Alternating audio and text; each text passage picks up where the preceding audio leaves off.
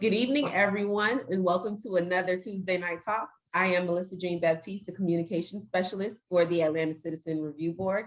If you are unfamiliar with the Review Board at this point, I want to make sure I give Lee the opportunity, our Executive Director, the chance to pretty much explain the ACRB, what we do and who we are before we get into our special topic for tonight. Go ahead and take it away, Lee. All right, thank you, Melissa. Welcome everyone to another Tuesday Night Talks. The Atlanta Citizen Review Board. Okay, so it was formed after the death of Miss Katherine Johnston in 2006. She was killed during a illegal no-knock warrant raid by Atlanta police officers. The community was upset about the incident, and the elected officials responded to their concerns and demands about officer accountability, and they formed the Atlanta Citizen Review Board in 2007, and it opened its doors in 2008. Since that time, we've had various changes to the ordinance to make sure that we are responding to citizens' needs. And one of those, one of our functional areas that we focus a lot of attention on is how to improve relations between citizens and officers. And tonight, we have a special opportunity to have Mr. Ty, excuse me, Ty Dennis with us here, who is going to be speaking with us about his program, Clippers and Cops. Now, before he gets into speaking, I just want to let you all know a little bit about Ty. He's a retired lead criminal investigator who specializes in gang and long-term investigations. He is a gang criminal investigation consultant and is certified as a gang expert by Fulton County Superior Court and the U.S. Attorney's Office. He's currently director of school safety and security at the Rockwood School District in St. Louis, Missouri, and the CEO of Clippers and Cops. And that's what he's here tonight for, to tell us about it, about this exciting program that's happening in Atlanta and how he's pushing it to other cities across the nation. So, Todd, we're thankful that you're here with us tonight, and we appreciate your support at ACRB, just as we're supporting you all with Clippers and Cops. So with that, Ty, I know I gave a little bit about you. I'm gonna let you go on and finish it up. Well, thank you for having me, Lee, and the Atlanta Citizen Review Board. I'm Tyrone Dennis, born and raised in St. Louis, Missouri. After college and a stint of playing professional basketball, moved to Atlanta and became an Atlanta police officer in 2004. When I first came on with Atlanta Police, the incident that you talked about with Katherine Johnston, I was a rookie, it had just happened, and things of that nature. And so for me, the moment that I became an Atlanta police officer, I was assigned to Zone 5 Boulevard area, Old 4th Ward, Bedford Pines, stuff like that. I did 6.5 years on patrol, and then I did the remaining 10.5 years of my career as a gang detective. Immediately when I came on, I knew that I was different. Like I tell people now, everything that made me different pretty much made me great as an officer, because I come from the west side of St. Louis, one of the worst parts of St. Louis. A lot of people, when they think of St. Louis, they think of Ferguson and Mike Brown. That's the suburbs. That's the equivalence of Riverdale or something like that. No offense to Riverdale, but that's the suburbs to where I come from. When people talk about St. Louis, I'm like, come to the hold of my tracks. And then you'll see St. Louis. And so when I became a police officer, if I rewind, in St. Louis, we got something called voluntary desegregation, where I got bused from the inner city from the 6th grade to graduation. I got bused to a suburban school. So I pretty much got 2 educations every day, which helped made me different. Y'all gotta excuse me, I'm a dad of 3 also. I have a 3-year-old. Hey, I gotta come get him. Hey, it's about raising that seed, man. I get that. So lock the door, please. Excuse me, I am a father of 3, married 14 years with a 14, 8, and 3-year-old. We just got home from school and work. So my 3-year-old don't understand that I'm in the middle of an interview. So forgive me. But I'm glad that people get to see that, because I'm a real life dad. also. Like, I'm not just a robot as a cop, and a lot of people think that. But back to my story. My senior year of high school, I actually got expelled from high school for fighting. And when I got expelled, what's crazy about the story is the seat that I occupy right now, my office is the actual office that I got expelled from. So my life came full circle. Y'all gotta excuse me for just Yeah, yeah. No problem.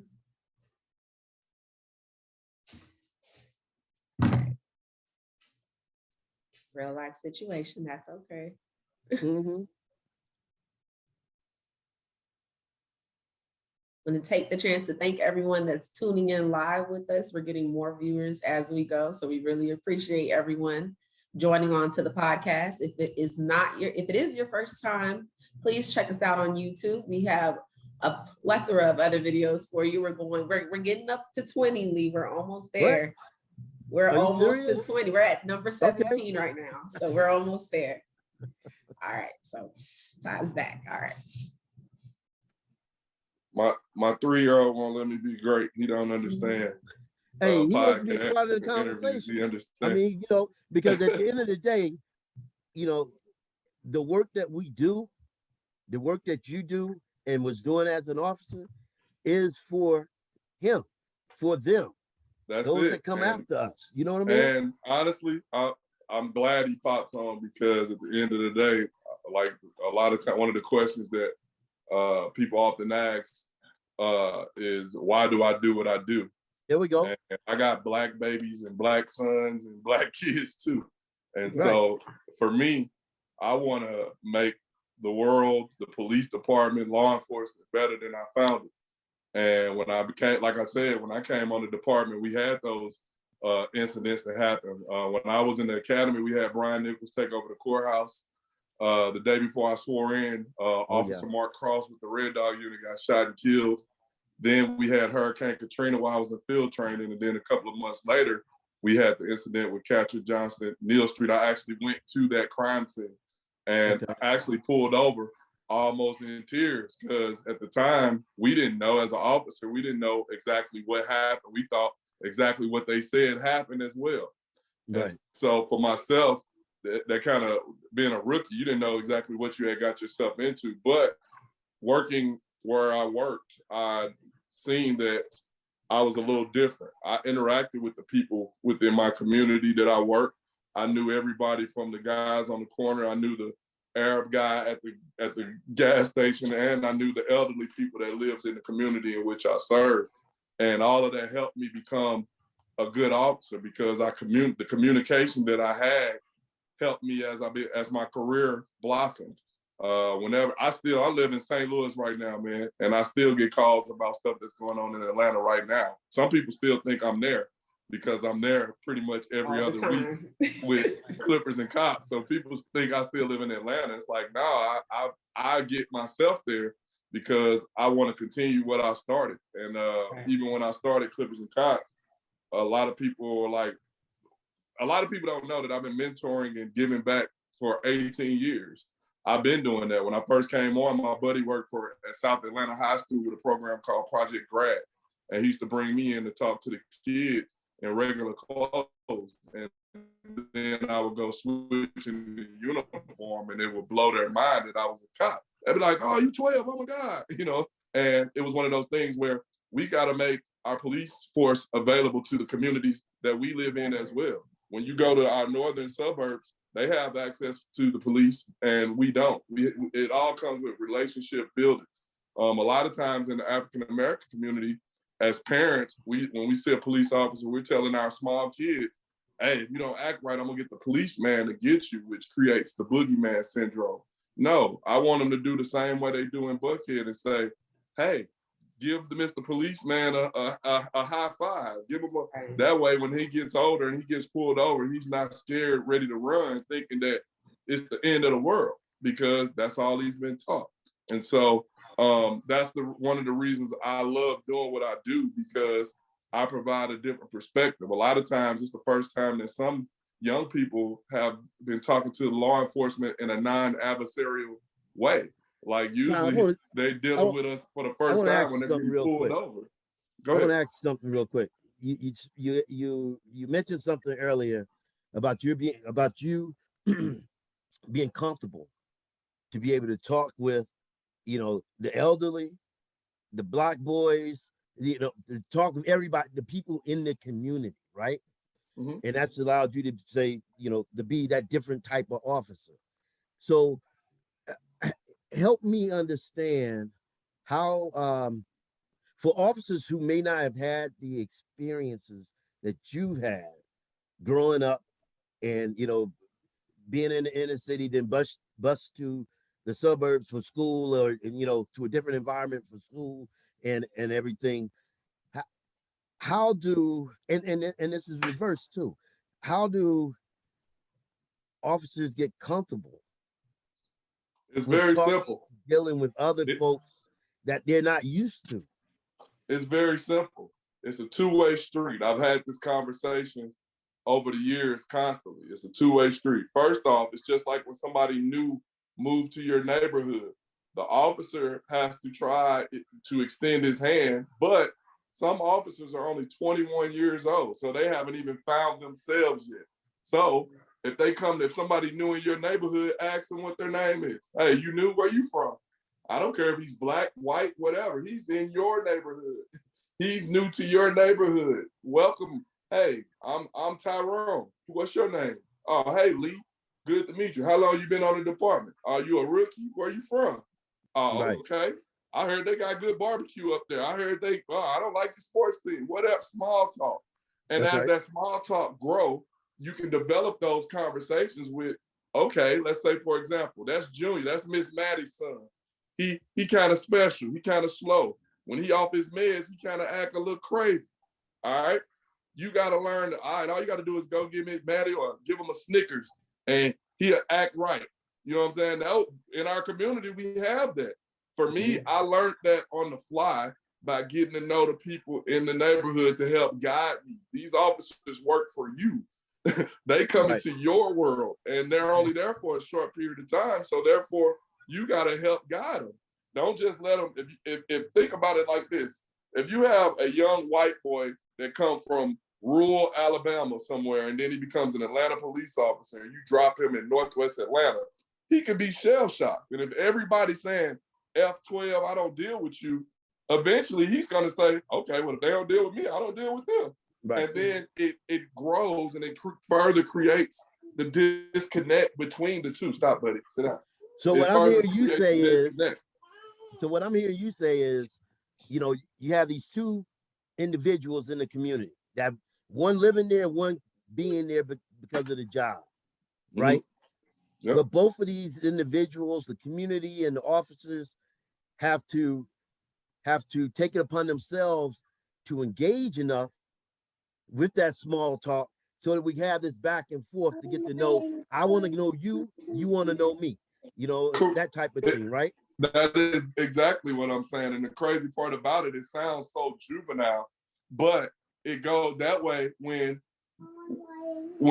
you get stopped for something minor, something such as so minor as a tail light or an expired tag, then it's a conversation. We know each other. Then it becomes a hey Lee, your tag expired, bro. Go on, get your thing taken care of. Or something, it becomes a conversation more so than, oh, I don't know you, I don't really care how you feel, And Right. you develop that because then you as a citizen feel as if you have an ally because you understand that, dang, that officer could have gave me a ticket for that. Right. One time I had a situation where I had a lieutenant. We were looking for a carjacked vehicle. And when we pulled the car over, it was two girls that lived in Bedford Pines, Section 8 house and stuff like that. And, we got our guns down to our sides because it's a carjacked vehicle. When we pulled the driver over, she didn't have a driver's license. And the girl in the passenger side, I knew her. She did. Now, granted, technically, driving without a license, you can go to jail. Right. Right? But I told them, hey, they had just went to the laundromat right around the corner. I said, hey, why don't you jump into the driver's seat and then you jump over there and y'all do what y'all do. And the girl looked at me and they used to call me Slim. She said, hey, Slim, I know where that car you looking for at. She's like, I ain't gonna be no snitch, but I'm gonna ride you past and hunt my horn and keep going, and then you do what you need to do. And the lieutenant was looking like, how did you just do that? And it's called citizen and police engagement. You can't build a relationship on the day. You can't prepare for a game on the day of the game. That's right. It comes, you practice this stuff and you build it. And a lot of the times I would pull up to a barbershop or a gas station or a picnic on the weekend when I was off, just to let them know, like, I support, I deal with you. We're going, what, buddy?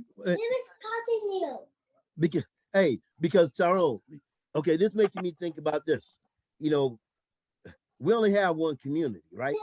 Right. So we are going to be neighbors in this community.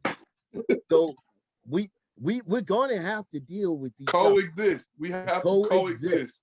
Right. And we have to figure out a way to coexist. I look at it like this, and I explain it to people like this. The police wasn't created by us, meaning Black people. It wasn't created for Black people. And it hasn't been always good or fair to Black people. But in 2022, we've come a long way, and it's up to us to make it, to develop what we want it to look like. That means that we have to be at the table having these conversations. That means when you have a Black police officer, I get more scrutiny from Black people, my own people. I had a girl on, I was on another podcast, and her brother, she told her brother she was talking to a cop, a Black cop. And she said, what's the first thing you think of when you think of a Black cop? He said, a coon. And I started laughing because for me, I'm 43 years old. You can't, sticks and stones may break my bones. Words don't hurt me like that. I said, but you can't have it both ways. You can't say we have to integrate the police department and then I'm a coon because I'm a police officer. Right. Like you got to figure out which way that you want it. Do we want more of us to become police officers? But just because I'm Black don't mean I have to give you a break, because then I'm compromising my badge. If I give you a break, then what am I truly out here doing? You know, I want to steer the conversation a little bit to the program Clippers and Cops. And we hit around it about, why you started it. But I want to dig a little deeper into what's your vision of Clippers and Cops? I mean, I dig everybody gets, you get together, chop it up a little bit, talk a little bit about different things, but for those who have not attended as Clippers and Cops, give me a slice of it, of what it looks like. Where we are and where we going with it. Yeah. And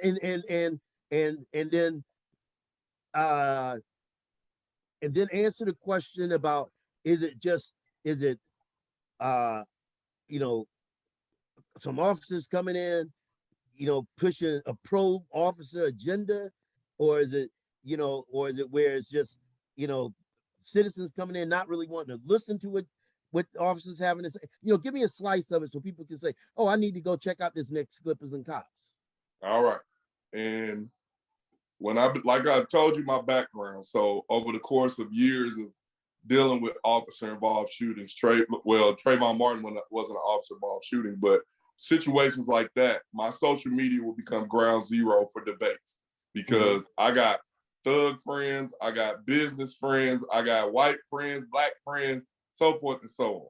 So over the course of 2014, after Mike Brown happened, I started really thinking, like, how can I do something to try to change this? Because as a Black officer, I'm not like that, and I don't deal with nobody like that. And so my cousin, Christy Allen, she's a sergeant with St. Louis Police Department. She and I began talking about it.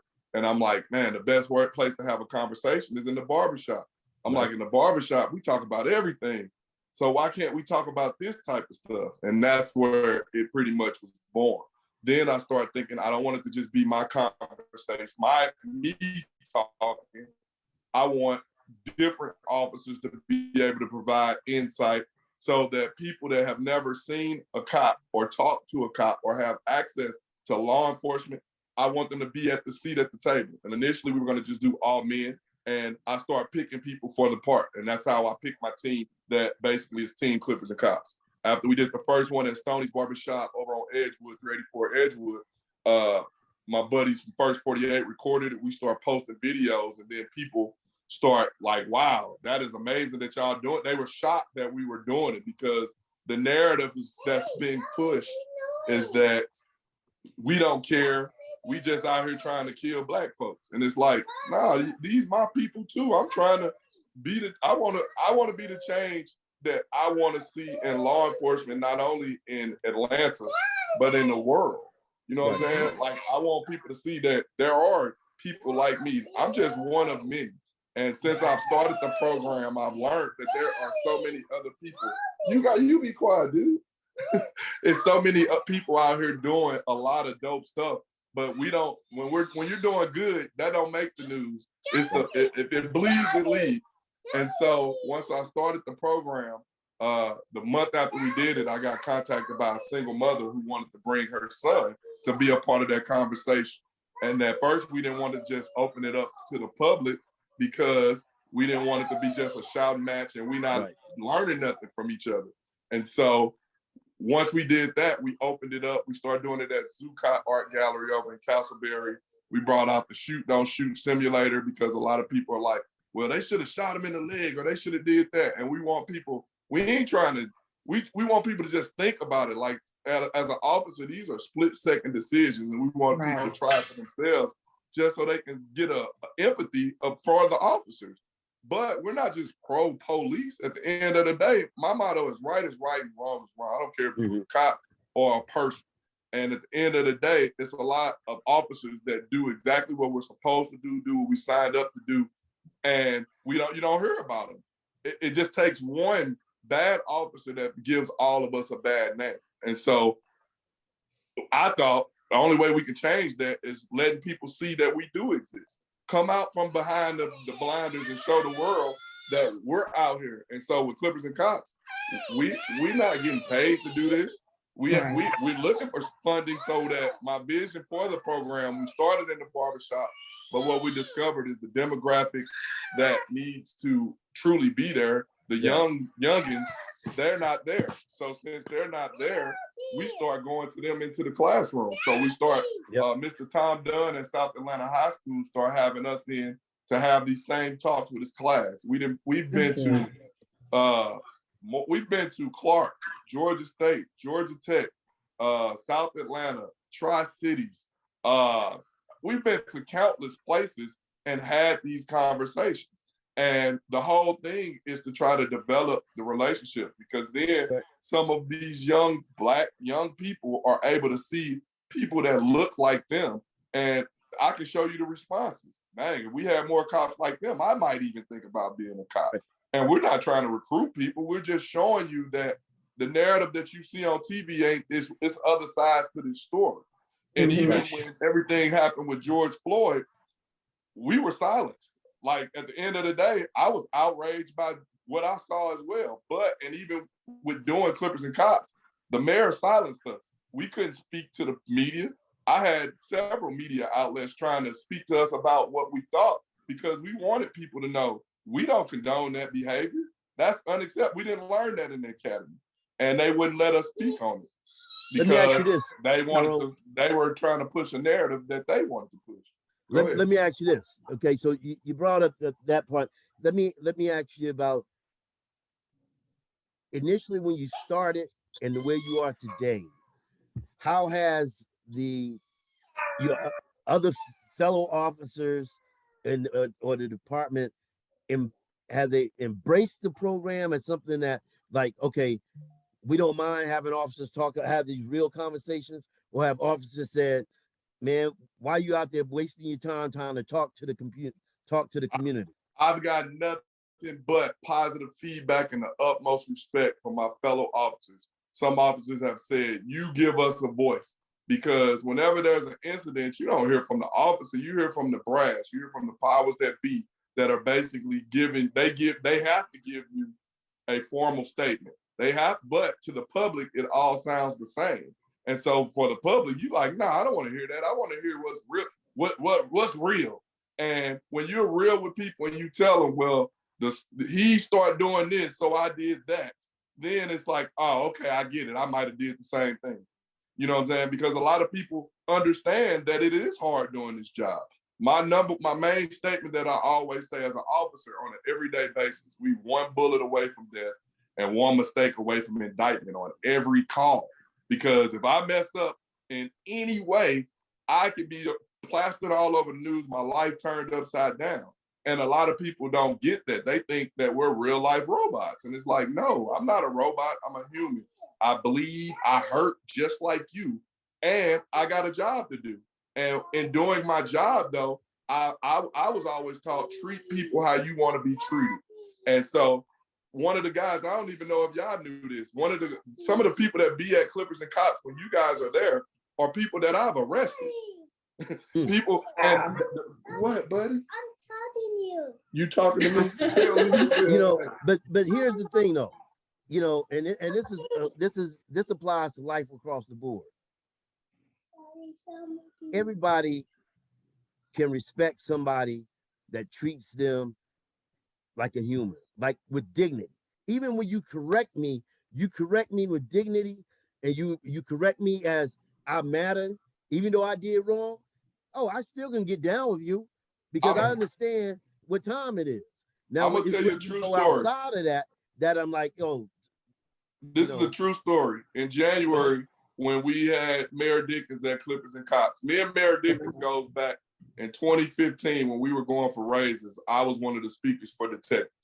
And once I told him my story, because up until my 14th year, technically, on paper, I only made $48,000. And when I say on paper, I work extra jobs.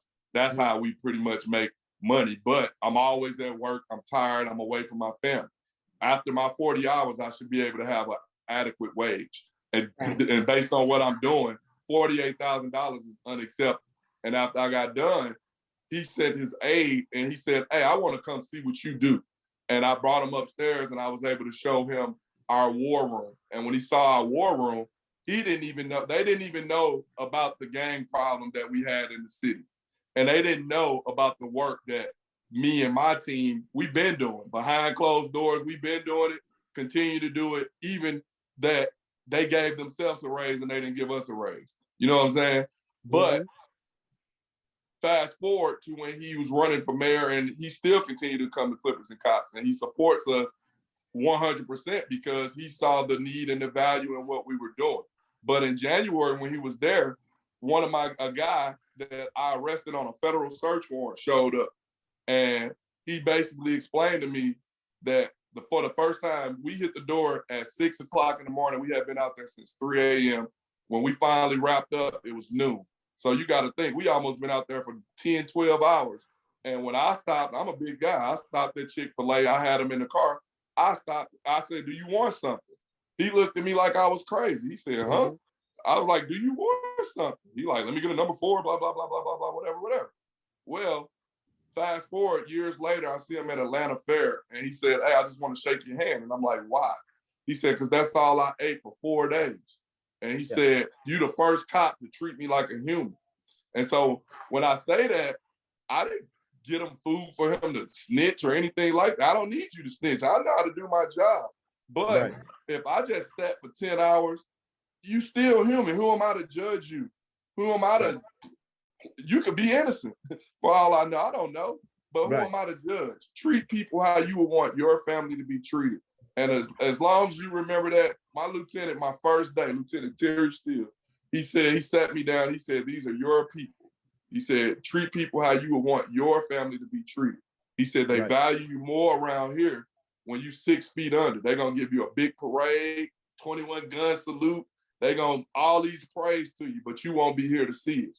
So he said, stay alive. And I took that to heart because at the end of the day, these are my people. The thing I love about being a cop is doing something for somebody that can't do nothing for me in return.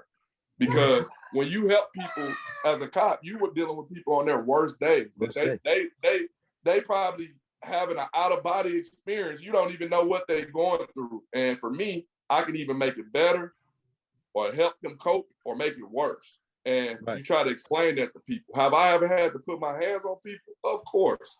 Have I had to fight people? Of course. But after we've gotten done, I'm able to explain to them, like, look, buddy, hey, I wouldn't have slapped you if you wouldn't have tried to slap me. Usually it's a respect thing. I tell you right now, I've been gone from Atlanta for 2 years, and I promise you right now I can walk up Boulevard Parkway right now, and you're gonna think the mayor walking down the street, because I helped watch those guys raise up, and I gave respect and I get respect. And when I became a detective, it continued. A lot of people say, don't snitch, don't snitch. The streets talk. You just got to know how to listen and how to receive what they're saying. You can't put somebody in a discovery package in black and white, because that could cost somebody their life. And a lot of our people don't know, as police officers, we have to understand that as well. We got to understand that how to police where you are in different suburban communities. Yeah, you can do stuff like that, but in a metropolitan city, no, we can't do that. And in Atlanta, we have a gang problem, and there's people like myself that know we knew how to stop gangs and how to work and do stuff like that, how to solve crime.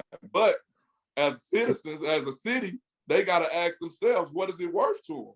Because for me, I have a skill set that is coveted across the country. Why would I stay for $48,000? Who would stay for that?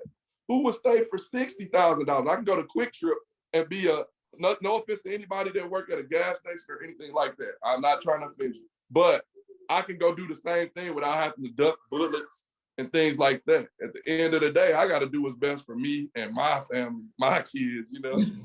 All right, This guy here Tyrone, won't let me me be ask you great, this, y'all. we're getting down to the end.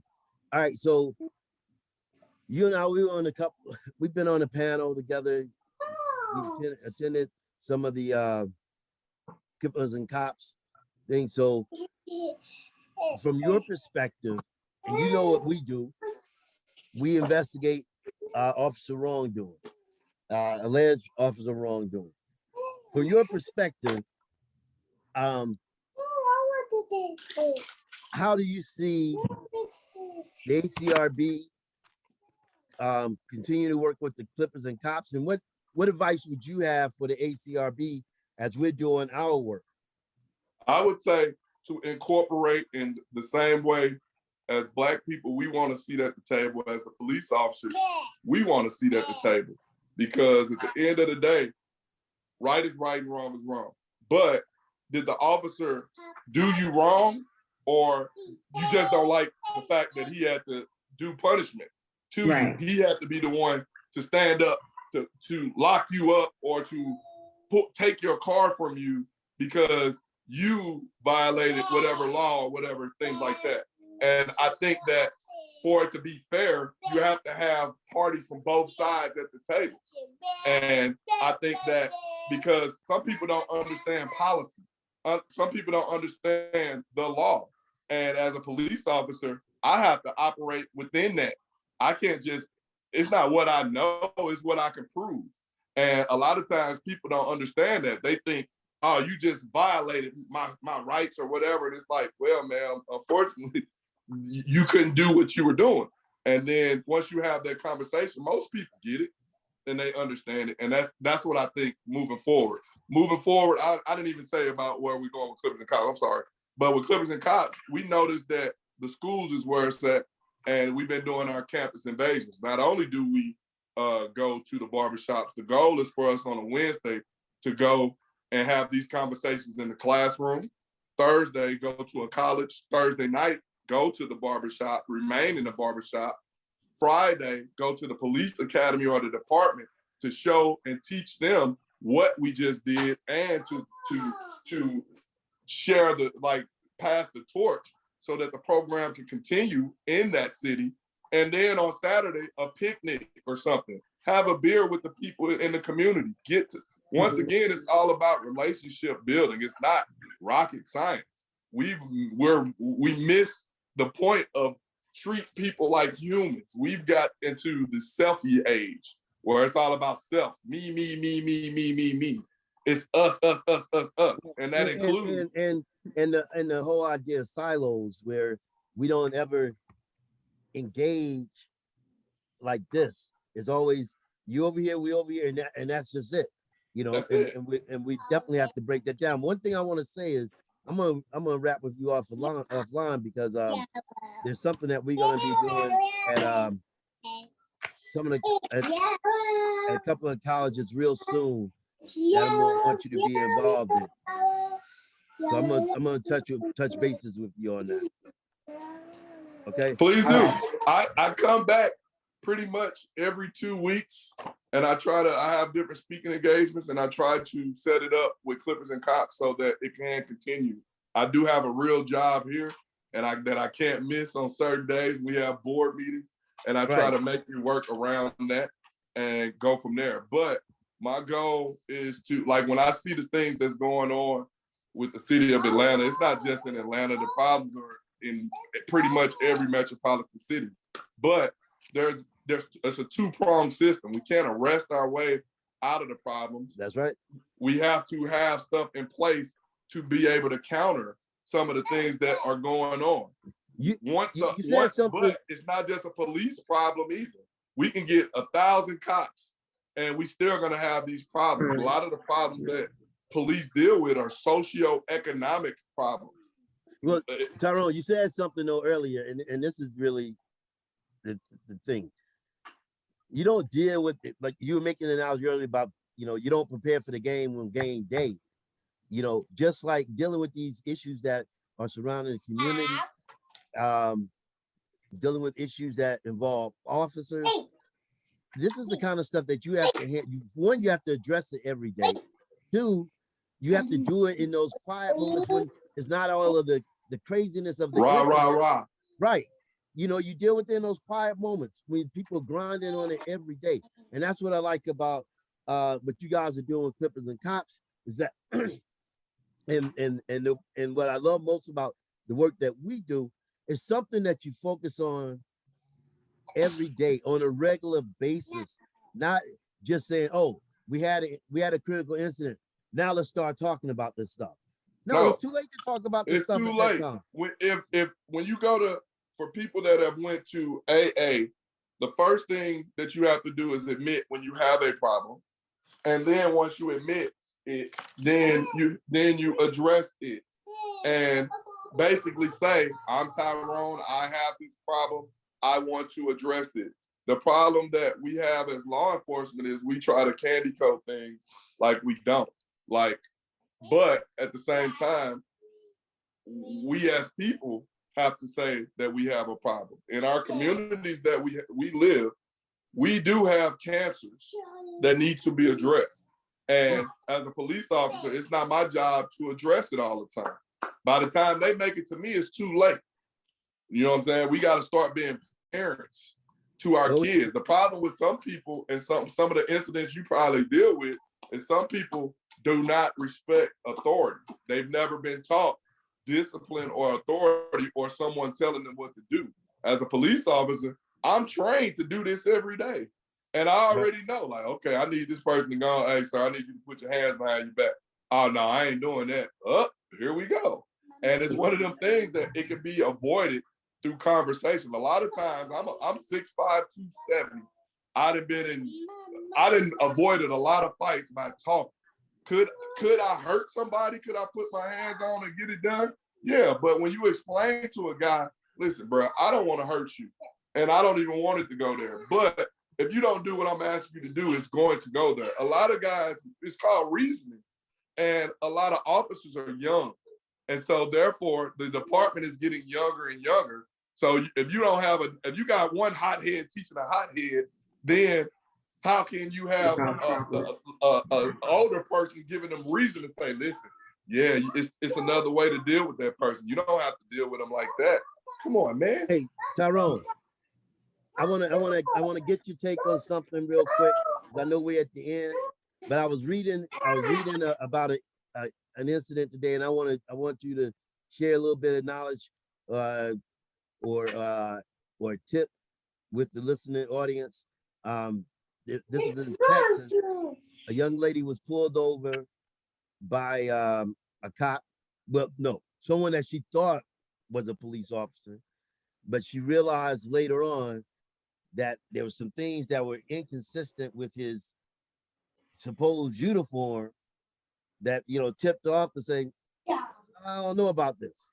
So she called 911 and the dispatch told her, no, there are no officers in your area making stops. Mm. And so she told the guy who stopped her, I'm not, no, I'm not rolling down my window, and I'm certainly not getting out the car. And the guy finally got in his car and left, right? So that's what happened with her. So it made me think about because every now and then, maybe at least once a month, I read something about somebody saying they were pulled over by someone who was supposedly a cop. I mean, not happening here in Atlanta, but in different areas. It does happen. So what would you tell citizens as it relates to, if I don't know if this is a cop, I'm not sure, especially for the women out there, and it's late, what should I do? First, if you feel that it's not a cop, do exactly what the lady did. Call 911. If you can, try to cut your hazard lights on to acknowledge the officer. Like, I'm not trying to run from you. I'm just trying to get to a different location, like a well-lit location, like a gas station or something, so other people can be around. If that's not possible, then get 911 on the line and ask them, I'm being pulled over. I'm not sure. Say that. I'm not sure if this is a police officer. If it's not, is it possible for you to send a police officer to my location if he's really a police officer, it'll be backup. So it shouldn't be a problem. But if it's not, then that person could hopefully be stopped, because that's a dangerous game. Because as a police officer, I have the right to take your ability to move. And you don't want anybody to feel violated in that period, because at the end of the day, they are not going to ever trust law enforcement again. So I don't want somebody faking and trying to be something that they're not. Right. Okay, Melissa. Thank you so much, Ty. I'm sorry about my 3-year-old, guys. Oh, no, not a problem. Hey, this is our family, man. This is a family program. This is a weekday, we want to talk about these issues in front of the little ones so that they'll know what we do, Right. And so we love that. We love that. Melissa, you have any questions before we have to sign off? I don't. I just want to say I appreciate y'all. I appreciate y'all coming to Clippers and Cops and just showing that this is a partnership, that we welcome anybody. You know what I'm saying? Like, at the end of the day, we don't shun or stop anybody from coming. It's open to the public. But it's one of those things where people can't say that we're not trying, because didn't nobody make us start doing this? Didn't nobody make us to continue to do this? At the end of the day, I didn't even ask permission to do it. I started doing it, and then they jumped on board our department. This isn't an Atlanta police program. This is our program. You know, they jumped on board with what we're doing. We just happen to be Atlanta police officers. But that shows you how dope so many of us in the department are with different ideas. You got to welcome different ideas. We can't continue to police and do things like it's the 80s and the 90s. It's 2022. We have to welcome change and welcome different new ideas and new flavor to try to make things better. If we continue to do it the way that we're doing it, we're going to continue to get the same results. And for me, I'm not, I hang my hat on the fact that at least I can say I tried at the end of the day. And if the legacy that I'm trying to create, I want it to outlive me. I want Clippers and Cops in every city in America. I want us to literally be like the election. Let's go to Houston. They're live in Clippers and Cops Houston. What do you guys got? You know what I'm saying? Picture that.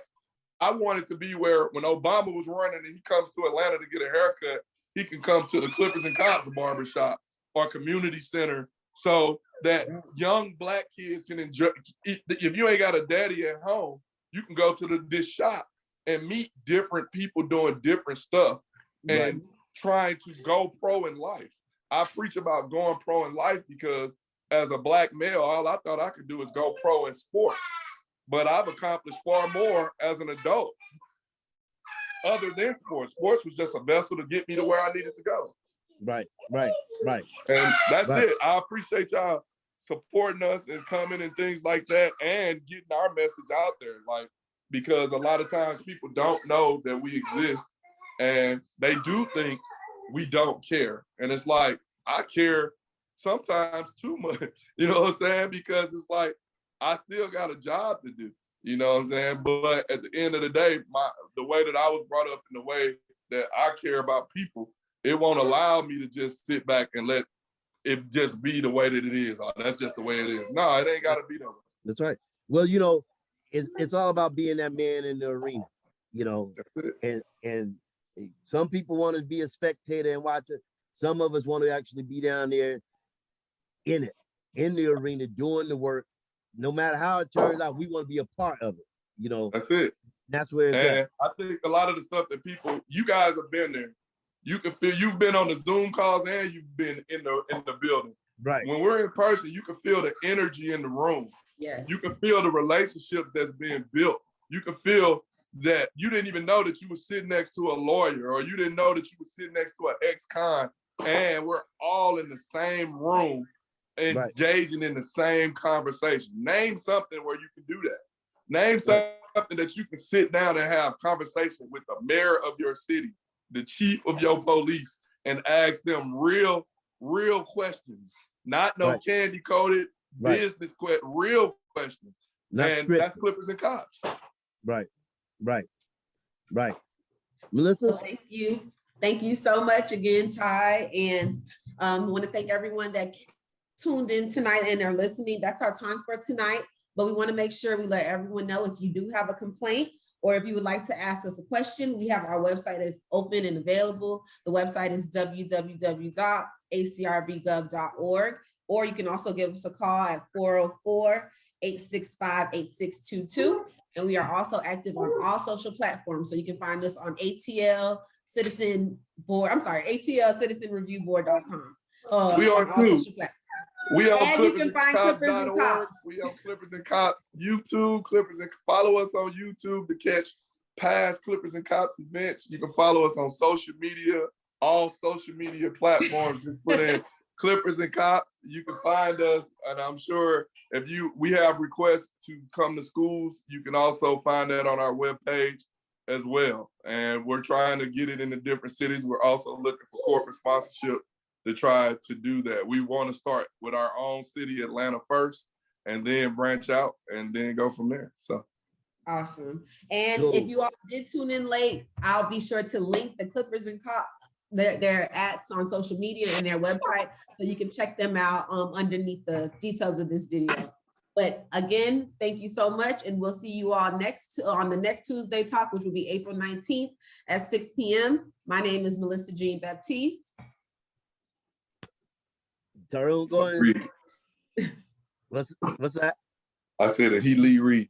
Oh, and I'm Lee Reed, Executive Director, and then Tyrone. I appreciate it. Yep. Thank you all for joining. Good night. All right then.